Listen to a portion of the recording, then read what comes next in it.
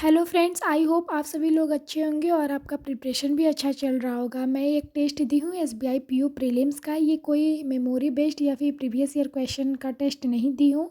मैं एक random test दी हूँ जो पीओ लेवल का ही है और मैं अपना स्कोर आप लोगों के साथ शेयर कर रही हूँ। मेरा स्कोर इस टेस्ट में 51.75 आया है। परसेंटाइल है 92.548। एक्यूरेसी है 73.08। और मैं कल एक टेस्ट दी थी जो एसबीआई पीओ प्रीलिम्स का 8 मार्च का जो पेपर हुआ था शिफ्ट फर्स्ट का, उसका भी मैंने टेस्ट दिया था। तो उसमें भी मेरा बहुत अच्छा मार्क्स नहीं आया था।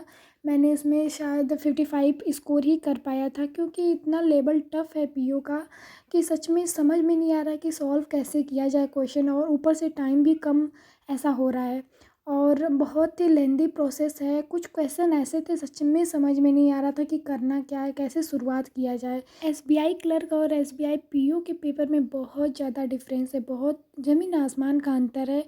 कुछ ऐसे क्वेश्चन है सच में समझ में नहीं आ रहा है। इसमें तो एक ऐसा क्वेश्चन था मैथ्स में जो मुझे 8 मिनट लगे। 8 मिनट समझ में नहीं आ रहा था कि पता नहीं सॉल्व होगा, ऐसा लग रहा था कि हो जाएगा, बट लास्ट में हुआ। और मैंने लास्ट के कुछ क्वेश्चन ऐसे थे कि जो मैं देख भी नहीं पाई। ये सभी चीज़ें हैं।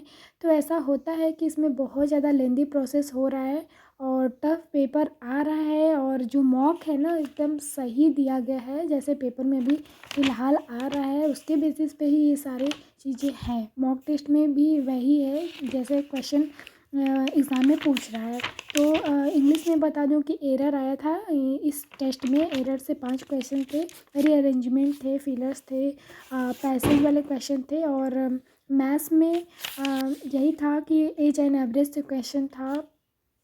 नंबर सीरीज से 4 question, boat and stream, CPSP था। ये सभी चीज़ें, क्वाड्रेटिक इक्वेशन भी आया था इसमें। और रीजनिंग में सबसे ज़्यादा पजल आया था इनइक्वालिटी, अल्फान्यूमेरिक सीरीज, लीनियर रो के सिटिंग अरेंजमेंट वाला क्वेश्चन, सर्कुलर सिटिंग अरेंजमेंट भी आया था, सिलॉक्स आया था। ये सभी चीज़ें था। अगर आप ये टेस्ट दिए तो आप भी अपना स्कोर ज़रूर शेयर करिएगा।